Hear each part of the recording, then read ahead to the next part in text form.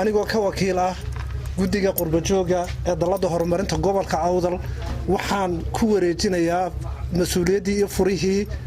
ambalaaska gudoomiyaha gobolka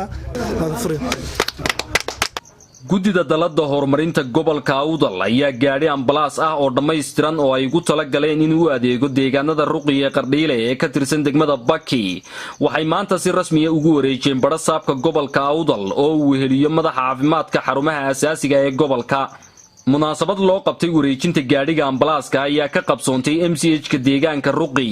waxaana ka soo qayb galay maamulka heer gobol madax ka socotay wasaaradda caafimaadka maamulka degmada Baki mas'uuliyiin xildhibaano culimaawdiin waxgarad bulshada deegaanka iyo guddida dalada horumarinta gobolka Awdal ee iyagu ambalaaskan ugu deeqay deegaanka waxaana ugu horeyn hadalka iska daba qaatay gudoomiye ku-xigeenka dalada horumarinta gobolka Awdal Mahdi Ibrahim Wacays Aydid Muumiyonis oo kamida mas'uuliyiinta dalada iyo hodan ceelaabe oo kamida dhalinyarada dalada waxayna faahfaahin ka bixiyeen waxqabadka dalada iyo muhiimadda ambalaaskan maanta ay wareejinayaan ambalaaskan waa ambalaas dhameystiran wax ka maqan ma jiro wixii ambalaas caalami u lahaa oo dhan buu leeyahay oxygen baa ku jirta BB waxa wixii looga baahnaayo dhan baa ku jira marka ambalaaskaasi sidaas wuxuu u gaar yahay oo aan u soo iibinay MCH kan Ruqi iyo inta uu adeego marka dadweynaha reer Ruqi waxaan kula dardaarmay sidoo Aydid sheegay waxaan kula dardaarmayaa ambalaaska inay ka ilaashadaan wixii waxyeeleynaya dad bulshada qof iska xun waa laga yaabaa inuu yimaado laakiin waxaan idin kula talinayaa idinkoo wada jira oo aan hebel iyo hebel u eegin inaad ambalaaska ilaashataan wixii idinka awood bataana dawladda baa joogtaa dawladda kala kaashataan marka ambalaaska sida uu ilaashada dadweynaha reer Ruqina waxa la ilaahay idinku anfaco dad walaalihiina oo waliba xaaladda ay ku jiraan ilaahay ogi hooyago guriga ku xiraysan oo corona uu guriga ku xireeyay ay lacagta soo bixiyeen runtii waa markii ugu horeysay ee aan imaado maanta Ruqi waxaana la kowsaday farxadda maanta iyada ah ayaan iyada la kowsaday kullay anagu maanta waxaan ka wakiilahay dalada horumarinta gobolka Awdal qaybteeda Yurub ayaan ka socdaan ka wakiilahay daladu wax badan ayay soo qabatay waxa kamid ahaa MCH-kii Jaraar horte madrasadii Jaraar horte waxa kamid ahaa barkadii aanu ka qodnay Qardhiile heel booski Qardhiila kamida waxa kamida madrasadii aan ka dhisnay Cagar Weyne waxa kamida iskuulkii aan ka dhisnay Cadmadoori waxa kamida miskiidkii aanu ka dhisnay Duud Weyne maantana weedika arkaya waxaanu keenay ambalaaskaasna wuxuu ka tarjumayaa markaanu raadinay waxaan ogaanay baahida kaliya ee maanta deegaankan ay qabaan inay tahay ambalaas sida daraadeed baan ambalaaskan aan u keenay waxaad moodaa ambalaaskaas inaan asiibnay halkii loogu tala galay lacagteedana gelinay waayo markuu halka ka soo baxay maanta gaadhiga ambalaasku magaalada dhanba daba yaacaysa taasna waxay ka turjumaysaa baahida marka magaaladu ay u qabtay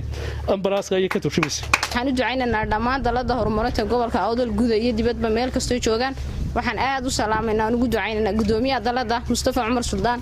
oo ah madaxa daladan oo isagu markasta qofka ka dibadda jooga iyo ka dalka jooga intaba isku xidha una hawlan oo u heelano had iyo jeer u taagan sidoo dadkaas isugu xidhila waxaan leenahay dhamaantiin jazaakallahu khayr ilaahay meeshad ka soo saarteen wax ka khayr badan ha idinku bedelo idinka ruqaahana waxaan idin leenahay ilaahay ambalaaska kii aad ku manaafacadsaan idin anfaca Allah iniga dhigo geestooda waxa iyaguna soo dhaweeyay gaadhigan ambalaaska dadka deegaanka iyo madaxa MCH-ka Ruqi boqolkiiba boqol waxaan say u mahadnaqanaa warniga raga baabuurka noo soo iibiyay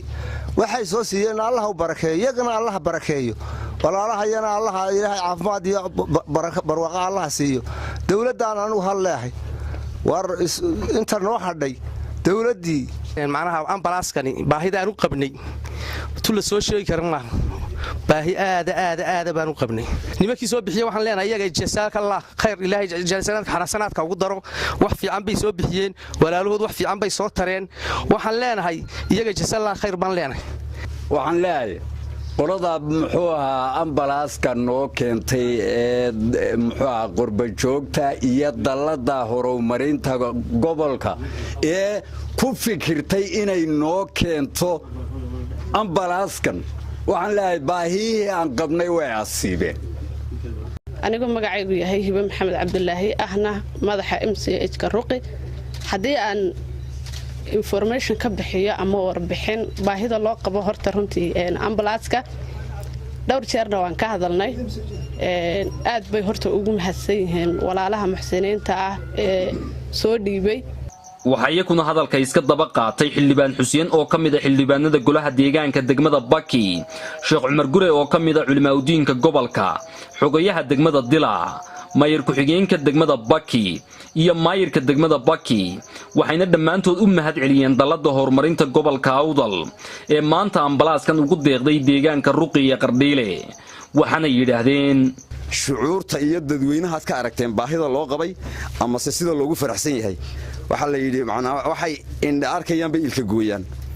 waa baahiyihii awal aad wadeen tii ugu muhiimsanayd baan odhan karaa tani, iyagoo aanay kala dhicin oo ay daladu awalba baahiyaha xogogaal u ahayd ay ka qaban jirtay mataqaanaa gobolka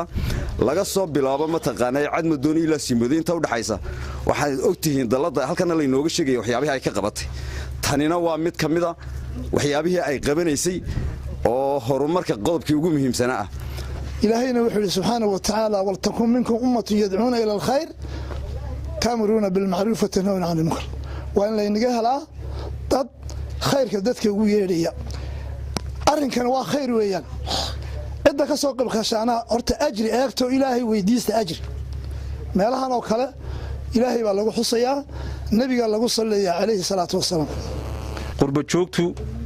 خير الله سيئ وشقينيان آدي آد وشقينيان mar walba la oran maayo oo qurba joogtu waxa qabato, laakiin dadka deegaanka anigu la hadliyo oo waliba aan kamid ahay dadka deegaanku hadii iyaga laftoodu ay isku tashadaan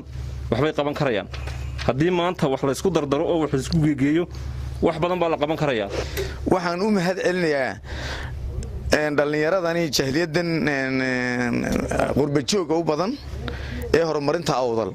yaan u mahad celinayaa. waxaan ugu mahad celinayaa iyaga laftoodu waajib bay qabteen, laakiin waxaan ugu mahad celinayaa kuwa lamida oo qurba jooga oo reer ka wada tageen oo aqal ka wada tageen ayaa ag fadhiya oo been iyo khiyaali kale oo ka soo sheekay dadkay ka tageen. hadday iyagu markaa ku guuleysteen intay reer hebel iyo uga sheekayn lahayn dadkoogii inay wax taraan oo ay wax muuqdo taraan waan uga mahad celinaynaa. had badan iyo duco badan dalada horumarinta gobolka Awdal oo mashaariic badan ka qabatay degmada Baki horta waan u ducaynaynaa. mashaariicda qabteen aad bay u fara badan yihiin. ambalaaskan waxa weeyaan waa mashruuca kii u dambeeyay qabanaya waxay qabteen kii u dambeeyay Allah ka jistaayo halka ka soo saareen xoolaha fara badan lana wax ka khayr badan Allah ugu bedelo. dhankooga iyaguna waxa hadalka iska daba qaatay mas'uuliyiinta kala ah isku duwaha wasaaradda hawlaha guud dhulka iyo guriyeynta gobolka Awdal iyo madaxa MCH-da gobolka Awdal waxaana yiraahdeen anagu joogna MCH-ka magaalada Ruqi iyadoo oo gudida horumarinta maxaa ku raayay dalada horumarinta gobolka Awdal gudigeegii qurba joog iyo qolqol joogba ay ku dhan yihiin halkan oo ay ugu deeqeen MCH-kan maxaa ku raayay ambalaas ay ku baxday lacag ku dhawaad $25,000 oo loogu talagalay inuu MCH-kan iyo dhammaan deegaanada ku hareeraysan maxaa ku u adeego hadii alla yiraahdo. runtii daladu waxyaabo badan oo hore ay maxaa ku soo qabatay oo MCH-kan furitaankiisii ay qayb weyn ka ahayd iyadoo oo aan mahadnaq gaar ah u jeedinayna hay'adda Amuud Foundation oo lahayd bilowga dhismaha maxaa ku MCH-ka magaalada Ruqi. maanta waa maalin weyn waxa weey maxaa ku waxa loo keenay MCH-kan iyo deegaanada ku hareeraysan ee uu adeegi doonaba ambalaaskaasi. runtii ambalaaskan maaliyadiisa waxa bixisay walaalaha muxsiniinta ah ee ku bahoobay dalada horumarinta gobolka Awdal oo qulba joog iyo qolqol joog bay iskugu jira. waxaan leenahay dhammaantiin miisaanka xasanaadka Ilaahay inuu daro. laakiin ka wasaarad ahaan anaga wasaaradda horumarinta caafimaadku maanta farxad bay noo tahay in ambalaaska ay keeneen dalada horumarinta gobolka Awdal inay u keeneen Ruqi kaasoo baahi weyn loo qabay oo u qabay degmadu ay u qabtay.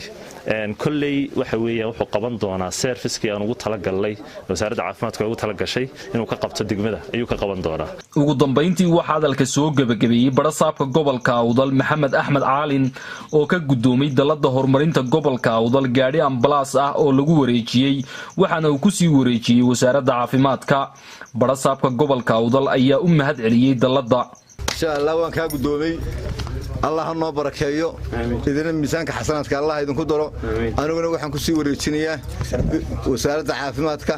oo madaxii MCH-da uu nagala joogo gudigala wareegaysan. waxa farxad ka aragaysi lahayd maanta haddana iyadoo aan ambalaas la wado inaan ka qayb galo